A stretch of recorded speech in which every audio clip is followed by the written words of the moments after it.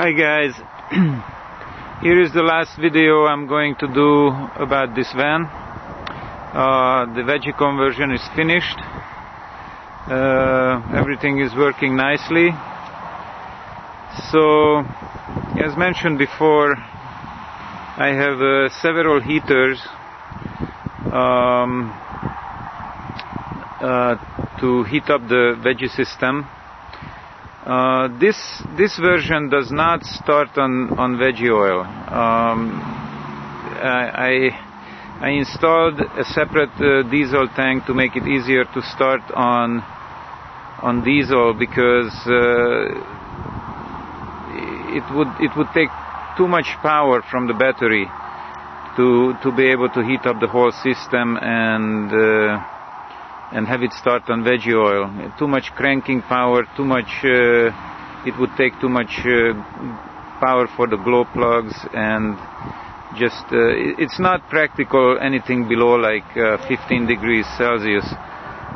It does work that way, but when it gets really cold, it's just requires way too much power, and one battery cannot handle it. Even though it's a 100 amp hour battery there, it's struggling to do that. So I decided to go and take it easy on myself and the starter and the engine and everything else.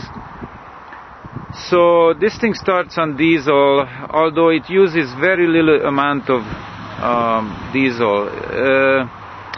What I do is I switch it over to diesel for about 30 seconds before I stop the engine at night.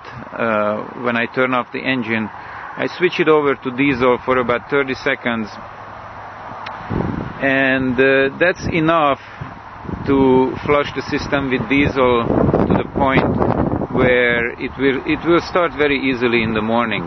Just a few seconds of crank and it's already running. So, what I wanted to show you mainly, everything is available in my previous videos as far as what's under the hood. Okay, you get the glow plugs on the high pressure lines, 4 of them. You get the glow plugs in the heat exchangers, and there is 2 of those long heat exchangers, one on the top of the radiator and one on the bottom. So let me show you the bottom.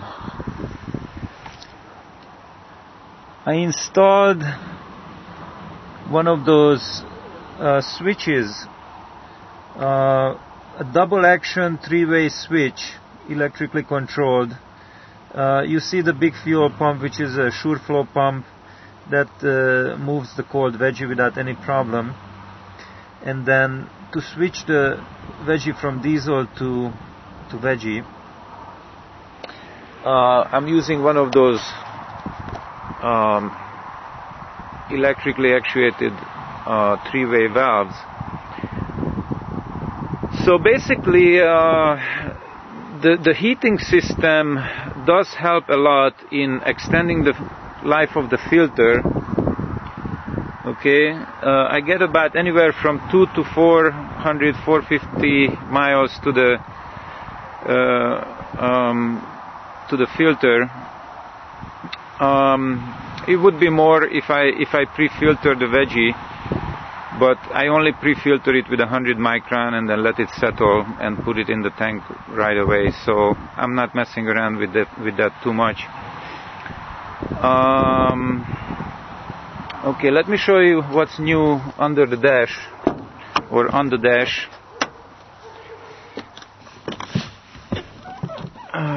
So, as you can see, I installed 3 gauges and a switch for the diesel.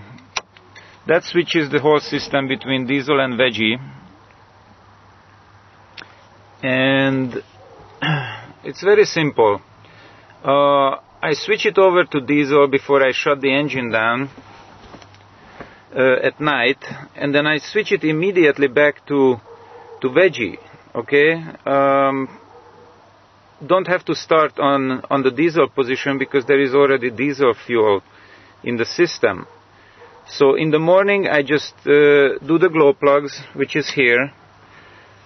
The engine glow plugs, I have it direct wired where I can have it glow indefinitely. There is no timer on it. The original glow plug relay had a timer on it, and it would only give like 5 seconds of heating, which is not much. So I have it wired permanently. When I turn this thing on, that gives a glow plug, starts a glow plugs. When I turn that switch on, that turns on the glow plugs for the high pressure lines. Okay, when I turn this thing on, that turns the glow plugs on for the loop system and the heat exchangers around the radiator. Okay, this switch is for the fuel pump, and the fuel pump turns on the power to that switch. So my glow plugs do not come on unless the pump is running. Okay, that's a safety feature to prevent from cooking the veggie and overheating the whole system. Okay, and this switch controls the diesel. When this light is on, then the diesel system is working, so the engine is using diesel. Okay, when I turn it off, then you are on veggie. So this light is to warn you before you turn the engine off. If this light stays on, it is warning you that you are still on diesel, and you don't want to run on diesel. So and the other thing is, it warns you to turn this switch back to veggie, because the diesel tank is up so high, and what happens is that if you leave it on diesel, some of the diesel fuel, actually all of it, will flow back down to the tank, the veggie tank. So you don't want that to happen, and that's the light is indicating that you should turn off the diesel system. Okay, so if I turn the fuel pump off, then the heater for the loop system turns off. Even though it's here it's on, it will not work unless the fuel pump is also on and circulating the veggie through the loop system. Okay, so when this thing is on, both of these switches are on, then the loop system is being preheated, and that helps a lot to avoid damage to the high pressure injection pump, because you really don't want to run the injectors or the pump on cold veggie. It's gonna just kill your injectors, kill the pump in probably a few thousand miles. You're just gonna ruin the whole system. So this system is designed to prevent long-term damage to your high pressure injection pump and your injectors, because you will be running preheated warm veggie even at startup or shortly after startup. Okay, so unfortunately this is not a simple thing to create, and it cost me about £1,000 already plus my work. So I'm guessing this conversion system, if you wanted somebody else to do it for you, at least £2,000 worth of parts and labor.